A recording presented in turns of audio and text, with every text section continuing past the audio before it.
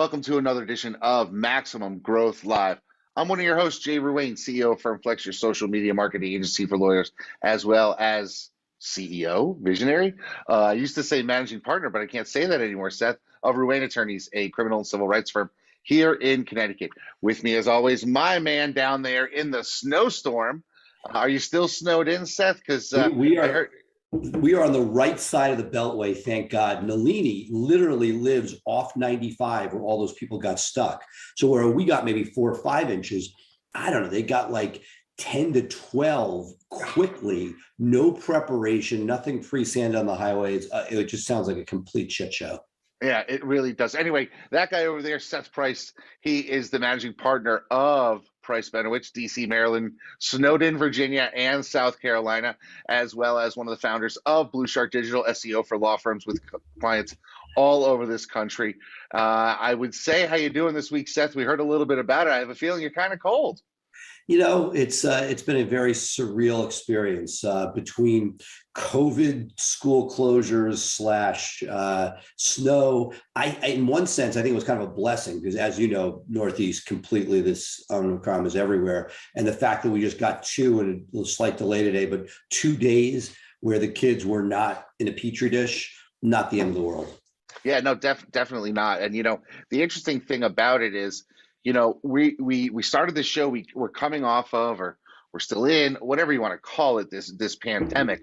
But the interesting thing about this snowstorm that you guys are going through, and something that we've prepared for on our side, being up here in New England, is that there are still normal emergency situations that are going to creep up in every business. We've got the COVID plus going on, but when COVID is gone, there's still going to be situations like hurricanes, earthquakes, thunderstorms, and that type of thing, or other things that impact your business. And obviously, one of the things that we do want to talk about in future shows is going to be, how do you prepare for the worst? One of the things that we did, obviously, is move to the cloud years ago. Everyone got issued a laptop and not a desktop, stuff like that. But there's other things that you can do to prepare for the worst. But Jay, in one sense, everything that we've gone through over the last 2 years made these snow days kind of a non-factor.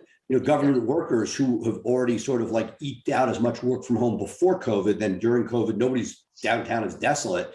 You don't really have an excuse not to work because it's snowing. You may have kids at home, but that's really, so I feel like for the firm, it was empowering in a way that normally I'm like, oh man, revenue's going to drop. All this is terrible. But everybody was able to do their job as well or better than before. And the fact that it was a snow day really was not that much of a factor.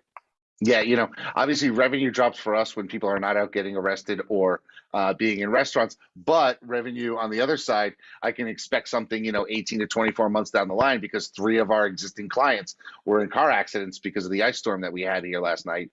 And so we're going to have those cases. They're going to start up their treatment, and we'll see what comes from that. Again, then people are stuck at home with their family. They get divorced. They get stuck with their family. They go ahead and go to a drinking bender. So, pick your poison. To have a Monday, Tuesday snow, if you were trying, is about as good. When you see a restaurant, it was a cold, icy rainstorm on a Friday, Saturday night, you feel their pain because you know how much of their revenue comes from that.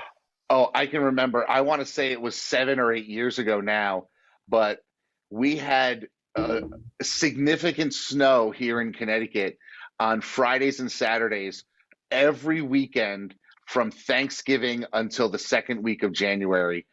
Maybe it's like 10 years ago now. And every holiday party was getting canceled. The restaurants were suffering. Of course, my business was suffering too.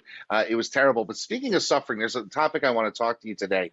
Because I tend to be an optimist. I want to be an optimist. And we talked early on in our show about the struggles I was having with Google, my business now, Google Business Profile, as they changed the name. I don't know why they did, but they did. Anyway, we went through the saga of me being delisted for one of my brands, got it finally back. It's finally a thing. And it had been growing over the years. And then I look at my stats over the last 28 days, and my views on search and on maps have been cut by like 50%. Well, let's Well, be very clear. Hold on, my hold on. business is going okay. Okay, so a couple questions. Just want to make sure. First, we're not talking about search. Presumably, we're talking about the three pack, the locals. We're talking about the three pack because it's Right, my Google business right, profile views on right. search that they call it, So, not and look, organic search. not surprising. I'm thankful that the money search, and I think I may know why, is down. So, look, what happened was about 3 weeks ago. I should have the exact timing, but about 3 weeks ago, Google made its first local algorithm change in a very long time. It is a very compared to organic, where every time there's an algorithm update, people are being rewarded for high quality content, authoritative links. With the local algorithm update, the three pack, right? It used to be 7, now it's 3. They put an ad up there, but that all important three pack, they went from allowing somebody like a Jay Ruane to own a region. There were people in Chicago that owned Chicago. Price Benowitz could own DC, to restricting proximity on the search. So we went from a point where Jay Ruane was so powerful that he could have its entire kingdom out there. And then instead, what we have seen is that you know how people talk about searching near me? That's how some people do searches, pizza near me. It's almost as if they added a near me to every search that you're doing. So the radius of influence that you have shrunk, in some cases dramatically. So bigger players, Price Benowitz was definitely hit. I'm sure you were hit on the local piece because your local was so powerful that it's giving you a smaller circumference. Now, will that expand slightly? Unclear. It was a very clunky algorithm. Spam was working. There were a bunch of problems with it. So I think they're trying to address that. And whether it stays with this, because do you really want, right now, you may be 30 miles away from somebody and there's some sort of, some really mediocre talent between you and them, and they're giving them just the closest possible answer. Not entirely. You need to have some authority, but it's really putting emphasis on proximity. Not good for the bigger players. I'll say that if you're a smaller player in a major market, it's tremendous in that it's giving you a fighting chance against some of the bigger players by giving you your own radius of influence, whereas before you weren't even getting visibility. So, do you think the not solution, but the future then would be for more local, small offices? One room, two room, that type of operation, rather than having everybody centrally located in the downtown area with the big thing. Instead, you find like the local, not intersection, but the local downtown area that's in the suburbs, and you sprinkle offices around that so that you have multiple touch points. No, that Then you got absolutely. to build. Then you got to build GMB for it. You got to get reviews for it. I mean, it opens up a lot more work, right? A lot more work on our side. But it sounds to me like that's what Google really wants. Yes, yes, and yes. That is where we've been seeing it go. That's what we've been building out for our clients at Blue Shark. See, Yeah. here's what I don't understand, and maybe you don't have an answer to this, but I'm here in Connecticut, and 20 minutes north of me, I've got Yale, and 35 minutes south of me, I have Columbia. And if I, got diagnosed with something, I'd be consulting at both of those places. I would not be going to my Well, local hospital. right. So And Google is figuring out is what is the right radius for pizza. You probably don't want to be at Columbia, right? But you may want to be at Yale if the Great New Haven Pizza is there. Right. We have a debate about that another day. But the point is, that's exactly what Google is struggling with. And they went from giving a very large radius to saying, you know what, we think that people want something closer. I think that they've, like many things they do, it's a pendulum. They do something, they're like, oh man, this is way too much, and it swings back. I think that, I don't think it's going to remain like this forever, but that's exactly what's going on. They're saying, hey, you know what, we're not letting you see that there's an option at Columbia. We're just going to show you Yale. But at the same time, it's allowing for smaller operators to have a shot. And I think that the piece that I'm always in the back of my mind, two things I'm thinking about, right? They're protecting their money. One is, if you take stuff away from the larger operators, more likely to move money towards pay-per-click, more money for Google. And second, I think they're always in the back of their mind playing the antitrust game. oh, sure.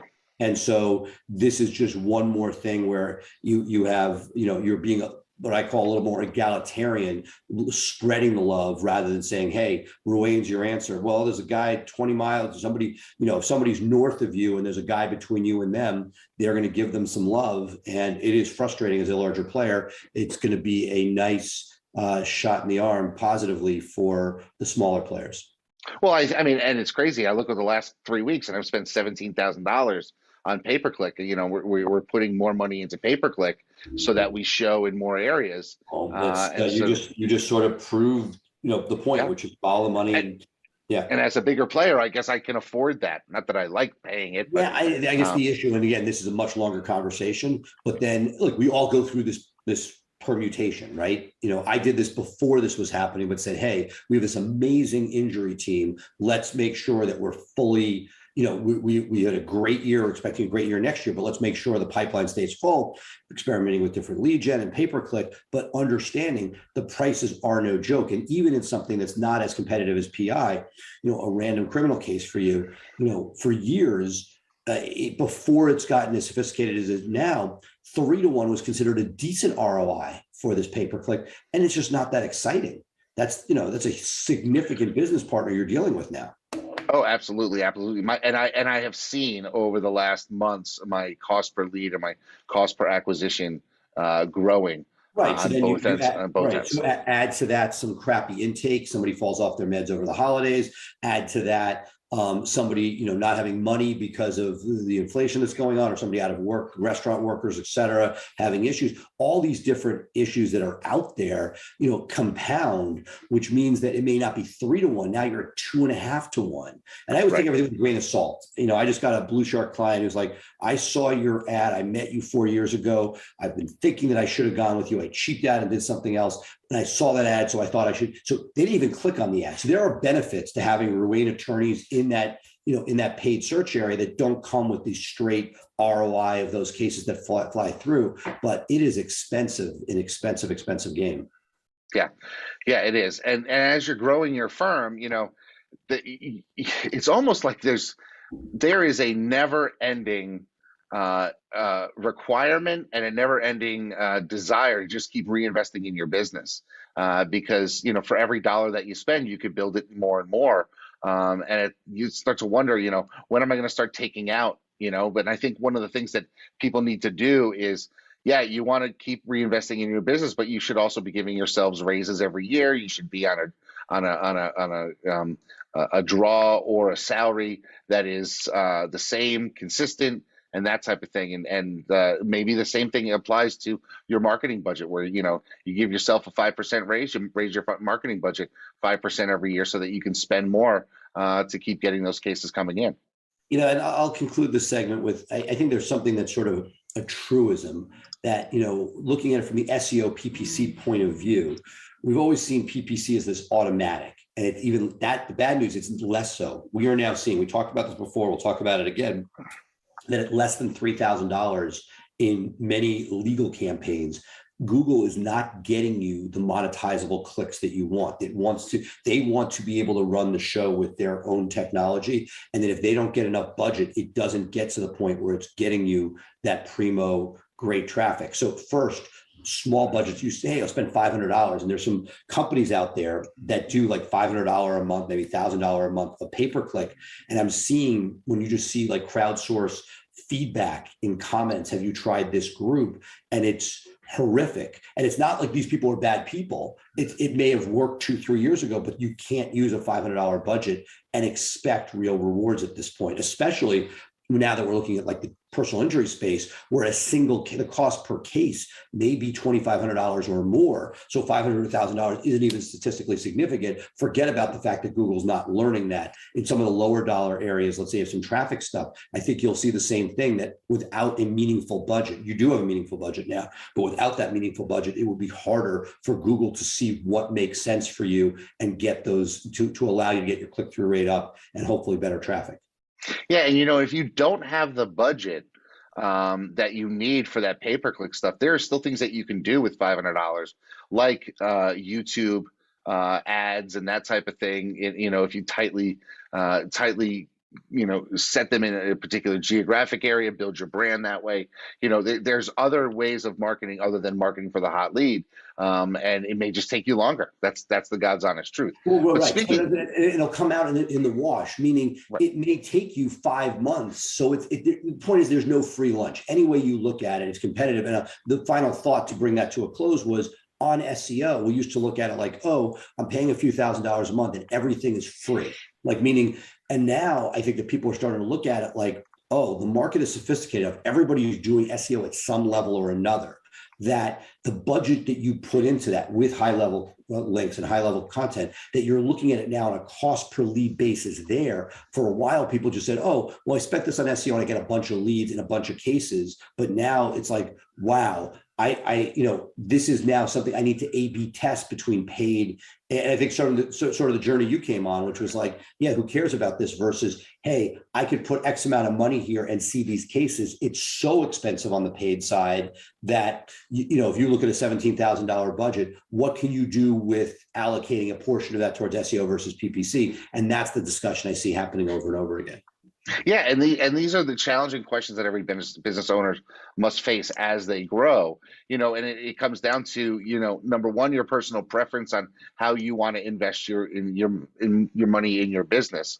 But I wanted to talk about something else today. And speaking of time, and is that tomorrow is the 1-year anniversary of my Systemizing Your Law Firm for Growth Facebook group, which has really sort of taken a life to itself over the last year.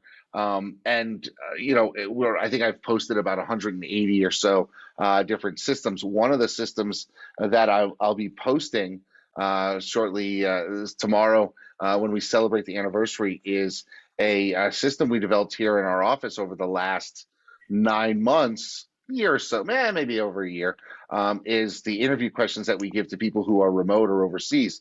And when I talk about remote or overseas, they may be, U.S. based people that are working remotely or overseas in another country, either in this hemisphere or another. Because we've touched them all over the last year or so, and I just wanted to talk a little bit about that because it's amazing to me how many people have joined the group and are downloading those systems and they're using them in their practice, and it really is something that I will go back and see systems that I posted a year ago and say, oh, we need to tweak this on the Facebook post because we've actually tweaked it within it. So I know a lot of people like to talk systems, but one of the things I think it's important to know is that, systems themselves are a living, breathing thing.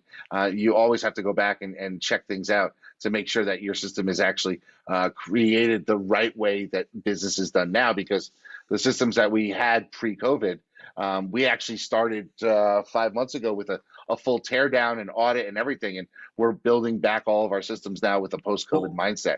Well, let me ask you this, because this is sort of, I'd say, one of the things that I feel guilty of. I hanging out with you so much, you feel very inferior when it comes to systems. I even have systems when I go gambling, right? So I'm a systems guy. I get it. And so my question to you is the following. We have our own systems with a lowercase s. They're not Jay Ruane-esque systems, but we run the firm. We've built, 40 lawyers and a bunch of staff. And there are systems. There are what we call manuals, right, that are updated. But the greatest frustration is the lack of ability to motivate people to make the changes or suggest the changes. I find that until somebody gives notice, I'm not paying as much attention. Do you have systems to help make sure that the systems stay updated rather than just at a quote unquote life event?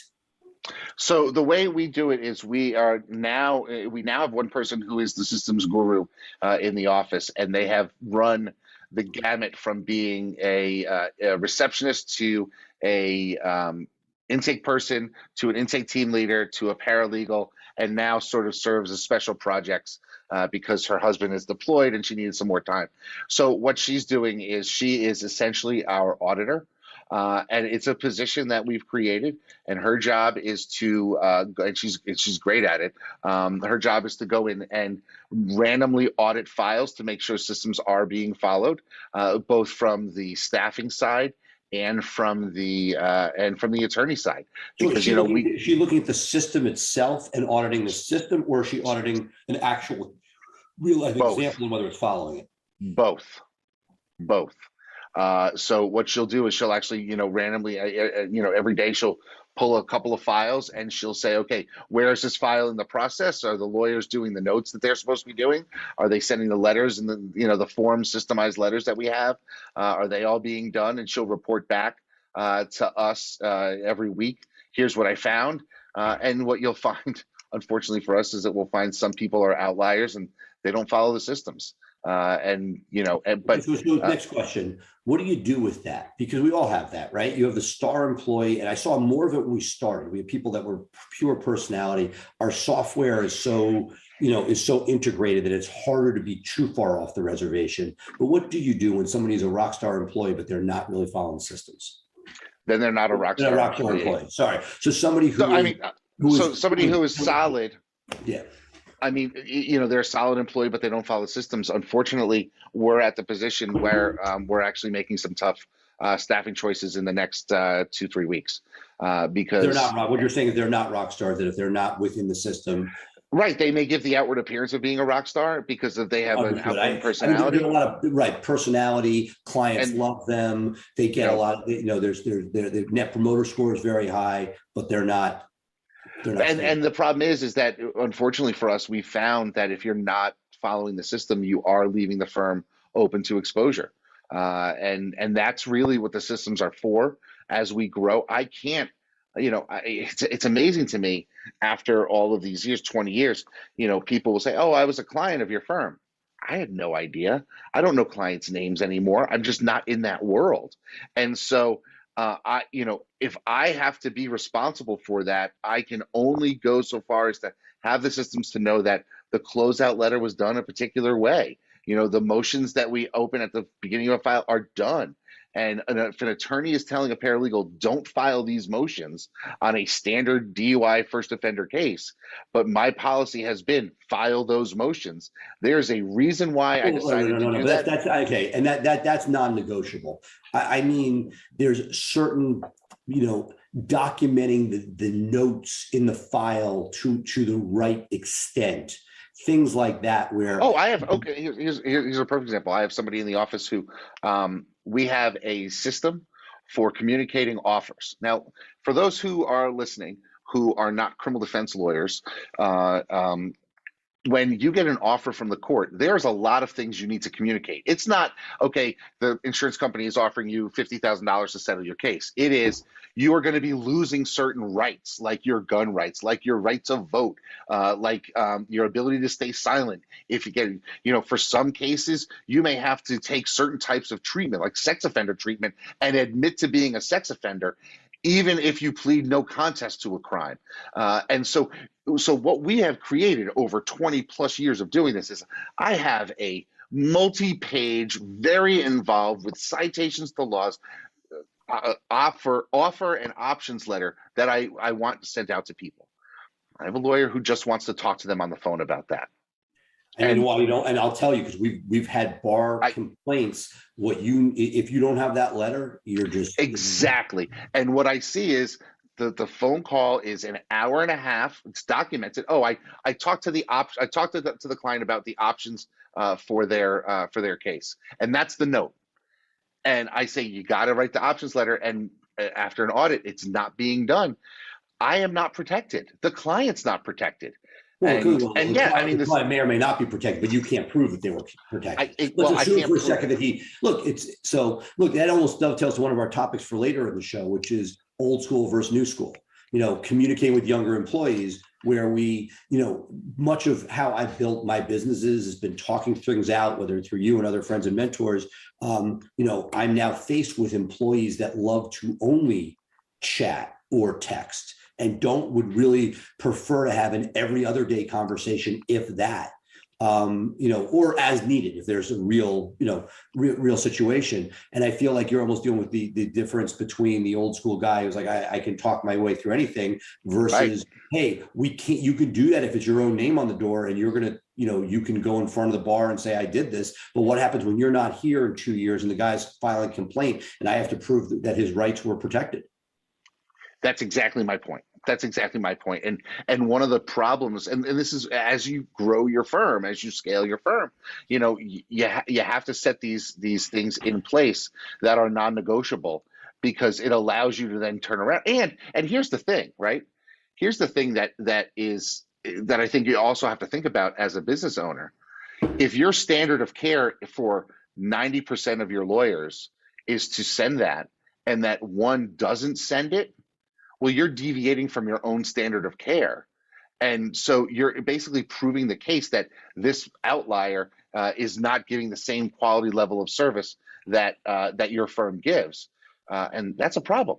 Well, it's funny. So this sort of dovetails to what I've been talking to you about offline, which is, I'm beta testing this idea of a training program, particularly for overseas employees, to be able to have them fit within firms. Now, once they get to a firm, you're only as good as what's being done within that firm, meaning if they're not following their own systems. But the idea, do you think that there's something to the fact that as we look globally, we used to have to say, hey, who can get to my office? But as we have the ability to look globally, that we can find people that would be outside of the interpersonal, do whatever you feel like, because it feels good, but somebody where it's more transactional. I need this job done. These are the things I need done. These are the things I've been playing around with my beta, which is what are those things to be trained and sort of focused on, so that when they get to an actual job in the United States, that they would be actually in the best space to be doing it. Yeah, this is somewhat challenging, and I ran into problems early on when I started hiring remote through an agency that we've talked about before, and I had a lot of turnover. A week in, get rid of them. We want somebody new. 2 weeks in, get rid of them. We want somebody new. And what I found really was that we were doing a poor job of training and expecting too much from people really quickly. And it was easy because they were an agency to just say, cut them, give me somebody new, and basically saying we hope a diamond falls on our lap. But as you can see from all the forums that we participate in, one of the biggest challenges are a lot of people are going from 0 employees to 1 overseas person, and they're already drinking from a fire hose with the amount of work they have to do, and they're not able to commit to any sort of education. I mean, we're at a point now where when somebody joins our firm, the first week, they're doing nothing but observing, and they're observing reception, and they're observing the intake team. How do you do that with remote? So what they do is the team will open up a Google Meet. Gotcha. That's it's shadowing for a week, which they're shadowing. We do that during our interview process, but this is even the next step. What I am seeing though, and I think that, look, you're Mr. Systems and the people are coming in. So the two things that I've taken away as I've built out my own internal teams, right? Intake, huge international component, which is, okay, if you can't, McDonald's is almost too strong, but if you can't keep people in a lane with a repeatable, systematizable action, it is much less likely to work. So somebody who's hiring their first employee where it's do anything, which was the old school, hey, I need an assistant. This is probably not going to work for that. And you're going to have breakage. Again, you might get lucky, you may get enough, or you may not be looking at what's actually being done to care until it's like a huge mess. But that the idea that you say, hey, we have somebody who may work in intake, we may have somebody who works in accounting, we may have somebody who does some social media. It's not a potpourri. These are lanes that people should stay in, which is easier to do as you expand and have it. It's not if you have one employee, but can you get people in? Because I think that the success that we have seen is people staying in a lane and not dabbling and following a system and a playbook, much more likely than, hey, we want you to do something, we don't know what it is yet. Yeah, I mean, the reality is that the more training you have, and what we have found is that if we're able to find people who had some remote law firm experience, they can train a little faster because they're used to the lingo and that type of thing. But being able to have somebody who comes in having gone through a training program where they're familiar with the things that a intake person for a law firm would need to know. I'm willing to pay a higher dollar for that. And that's Uh, exactly what I'm sort of playing around with in my test kitchen, which is I think that if we can figure out a way to get people so that when by the time Ruane attorneys get somebody, it's not just talent, but talent that has, oh, you're on Clio and you use Lawmatics, and those things are sort of in place and ready to sort of take you to the next level. That again, if you're not doing great training and you're Jay, I shudder to think what the rest of the world is doing. And this would give everybody, including Jay, a better shot if there was some way to educate people before they show up. Because you're saying you're doing a week before they do anything. That's a rather new iteration, is my guess. And the old way was just like, oh, you're starting today and jumping in. And these guys, you're speaking and they're shaking their head as if they understand. And there's not that base of knowledge to go with. Right, and that's why we're doing things the way we are. So the way our office works now is you come in, you observe for the first week that you work here. Then the second week you get specific training on reception. You do that for a week. It usually takes you 2 or 3 or 4 days to get comfortable to be let go, and then you're a full-time reception person. And then we pull you from reception because we have 3 receptionists. We'll pull you from reception for advanced intake training, and we'll move you down the process. But our intake training is now an 8-week program. That you're not allowed to talk to intakes until you've gone through the 8-week program. You've taken 8 different tests. I mean, because we want our intake people to thrive when they get into that process. And Look, some of them are just are machines. I hear you. I mean, as staffed as we are, we didn't put the right number of people on the Monday after New Year's, and there was a DUI case. It still kills me at this point. We're a significant 8-figure firm, and yet losing a DUI case because they called at 9, overflow answering machine service picked it up when they were all slammed. 2 hours later, got back. They had hired somebody. I know that kills me. And so the idea is if we can get to the point where we're staffed, really appropriately, and with the great resignation, it has been a greater challenge than ever. It really has. It really has. So the last thing I want to talk to you a little bit about was you told me off before the show started that you had an all hands meeting. You brought your entire firm together. Tell me about that, because I haven't done that really, I don't think I've done that since March of 2020 when I said, "Hey, we got to do a Zoom. Hey, I'm shutting everything down." Right. So tell me a little bit about that. No. So it's funny. So I came from big law, right? One of these big law firms that was growing, and there were meetings and there were speeches. And I said, when I do this, I don't want to be that. Like I didn't want the over meeting. And I think to a fault, we've done that. We have now reading, scaling up, morning huddles, bringing these different things in. We've done all of that on a team by team basis, and that's worked really nicely. It couldn't, highly, highly encourage the morning huddles, but we really weren't doing those pieces. And it sort of came out of this. I was supposed to speak at the holiday party, which was going to be inside, where I thank everybody for a great year. And it turned out that COVID was smashing us that Friday. We moved from 2 hours notice from an indoor party to an outdoor party at my law partner Dave's house. Went off great, but the sound wasn't good enough to be able to really make a meaningful talk. And I was thinking, John Morgan does this. He flies in his people from around the country and has this kick-ass, start the year meeting. And our new firm administrator was like, we should do this all hands on deck meeting. And with Zoom, actually, we did it with Meet. It was easy. Everybody got into it. I did a year in review. We had a lot of highlights. We had a big trial. Rape case was guy was walked out of the courtroom. Awesome. We had a whole bunch of high profile ones from my partner Dave on the white collar side, as CNN or New York Times every other week, it seemed like. And PI was crushing it, numbers we had never seen before. All these were great, great things. So we thanked everybody, did an overview, and then talked about what we were focused on. Nothing surprising, right? All the stuff you'd think about: communication, cross-selling, all of those major touch points where you're like, hey guys, if you're out, making sure people know what you're doing, maybe sprinkling to your social media, all those things. And then each department head gave a little talk, from accounting about how we want to use this software differently to IT. Hey, these are the things you shouldn't click on. If you do, this is what you do. Seth's likely not asking you for gift cards, when you hear, and gave examples. So anyway, each person, about 45 minutes all in. but it was really well received.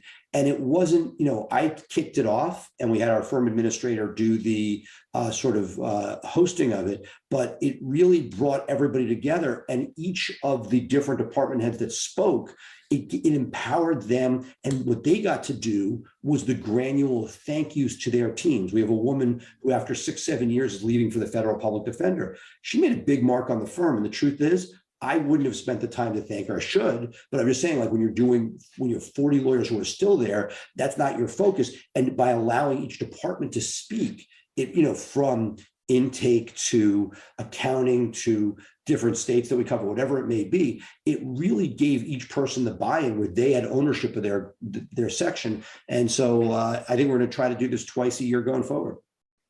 I like that. And sometimes it could be just you and one other person, but you sort of take a step back. You say, look where we were and look where we're going. But that makes sure that everyone's in the car heading in the right direction. We talk a little bit about this, how, you can get anywhere you need to go, but if you don't know where you're going, it's hard to drive together. And that's really certainly something that every firm should be doing as they grow, is making sure that they are all heading in the same direction. And that way you can get the best out of everybody. So that's some really good stuff. That's some really good stuff. I want to tee this up for our next episode. What I talked about during this all hands on deck was, soliciting reviews and cross-selling within the firm and upselling, et cetera. And I feel like that needs some time to breathe, and we could spend some time, because I think for everybody listening to this, we talked about how expensive Google is getting. Well, we have all these resources. I got 100 people I pay every paycheck in, paycheck out. Why are we not getting more from that? And I know there's some people in the country who do a great job with it. There are people who do VAP programs for former clients. Let's spend an episode and talk about what we can do with our existing raving fans internally to try to make sure that we are seeing, because you and I, we attract stuff. Our peers listening to this show, you can do it. Is it possible to scale staff to really make a meaningful difference in that world? This is tough, and I could talk for hours of all the different iterations of things that I've tried to create to get staff, especially attorney staff, to generate and do the things that are necessary to build. So that's going to be a great topic for next week, for sure. Okay, so we've gone over time as usual, but I want to thank everybody for being with us. This is our first show of the new year, first show of 2022, and we want to thank you for being with us. As always, if you want to keep up with me, you can join my Systemizing Your Law Firm for Growth Facebook group, where I post stuff every day. And of course, tomorrow we'll be celebrating our first anniversary with some special posts. For Seth, you can keep up with him on the Law Firm Insider, which is his show. It used to be the SEO Insider, but he's actually taking it. It's too big. This will be our 2022 show. Is just morphing it so that it's not just hardcore SEO, but trying to sort of bring more of a 360 perspective. We already had some guests like that, but hoping to have fun with it and more details to follow.